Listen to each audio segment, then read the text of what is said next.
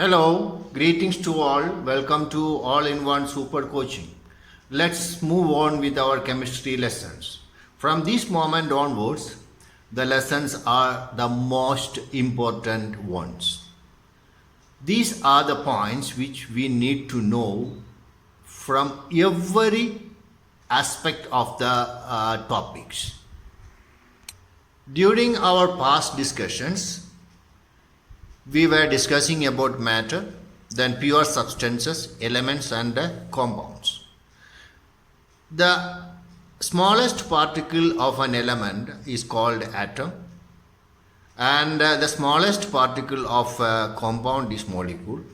But still the molecules can be split into the constituent atoms. Therefore, when you think of matter, the smallest particles are atoms. At the time of Dalton, in the past, initially those scientists believed that atom was indivisible. It's not possible to divide atom. But later, in the recent years, the scientists have found out that all the atoms are made up of the same materials: protons, neutrons and electrons.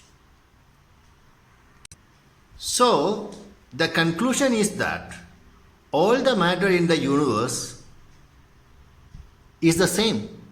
They are made up of the same proton, neutron and electron. Then how do they differ? They differ by their atomic number and the arrangements of electrons in their atom. That is, if there is only one proton, it will be one substance, that is hydrogen, we know. If there are two, it will become another. So three, another, like that. Therefore, in the universe, there are different forms of matter having different atomic numbers. First point is that atomic number. The second one is the mass number or atomic mass. We had discussed before, electron is considered to be having no mass, nearly zero. Therefore, it is neglected. Therefore, the mass of the atom is only due to the protons and the neutrons.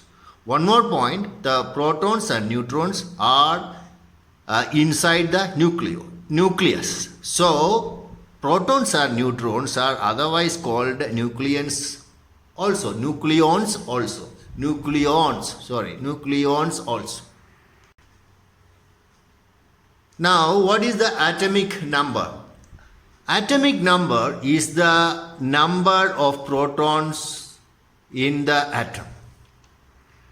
Then why are we not telling that the number of electrons, even though when we say that number of protons in a neutral atom, the number of electrons also must be equal.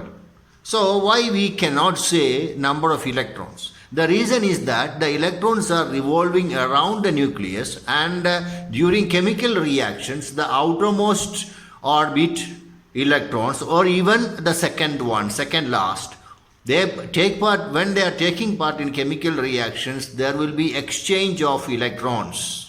The electrons can go into the other atom, some electrons can go to the other atom, or from the other atom some electrons come to here also. That is why we cannot define the atomic number with electrons. But the nucleons, whatever is contained in the nucleus, cannot escape at all. It is strongly bound by the strong attractive forces between the particles. Okay, we can say that strong attractive forces because of the gravitation. The gravitational force will be great, tremendous, when the distance between the particles are very small.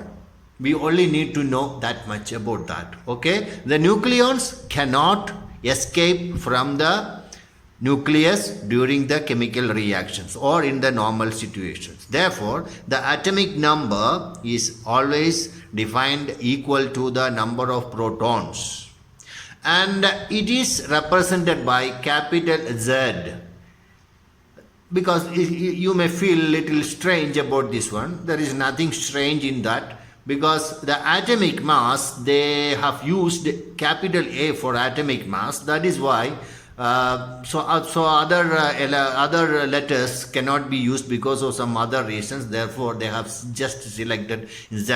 Okay, this actually happened in the 20th century. Okay, right. Okay, therefore, the atomic number is represented by capital Z.